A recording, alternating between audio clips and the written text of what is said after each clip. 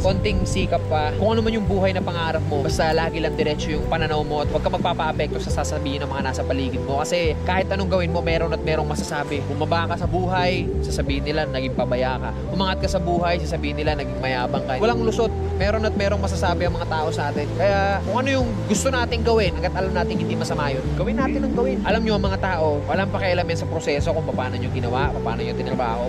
Mukhang ewan ka talaga para sa mga yan sa umpisa. Ang gustong makita lang ng mga tao palagi, yung finished product. Ano yung narating mo dyan. As long as di mo na papabayaan yung pamilya mo, yung sarili mo, sa kung ano man yung tinatahak mo, banat lang.